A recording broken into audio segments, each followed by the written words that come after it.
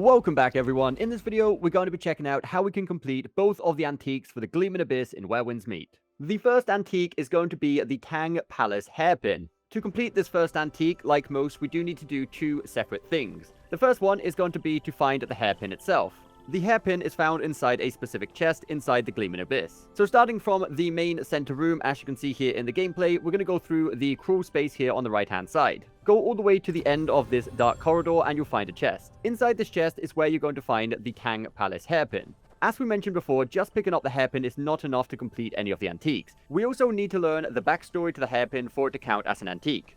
And for this video, we are going to be assuming you have already completed the main story campaign for this dungeon, so you have all the dungeon unlocked. So from here, take the bridge on the left-hand side of the main room to get back to the end of the dungeon. You can, of course, take the regular pathway to the end of the dungeon, as you did on your first visit here. However, if you take the regular path through the coffin, you'd need to defeat the Void King boss at the end again. However, if we take the shortcut bridge over here to the left-hand side, you can get to the end of the dungeon without the need of fighting the Void King again.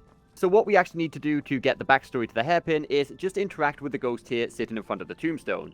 You won't immediately get the antique as soon as you interact. You do need to wait until the ghost actually ends the conversation with the tombstone and he stops talking. Once this conversation is over, you will have completed the first antique, assuming of course you have also picked up the hairpin from the chest. Now for the second antique, it's going to be the Silver Longevity Lock.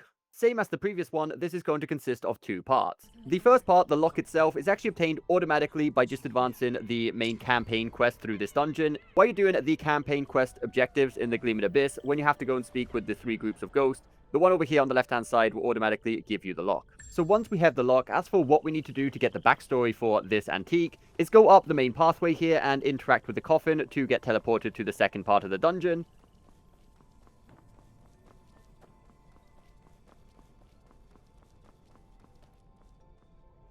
Then as you exit out onto the main pathway and take the plank of wood on the left-hand side, which you previously shot down with the fire arrows, shortly after continuing this pathway, you'll find two ghosts. Simply do the same again, sense the echo to interact with these ghosts, and wait for their full conversation to end.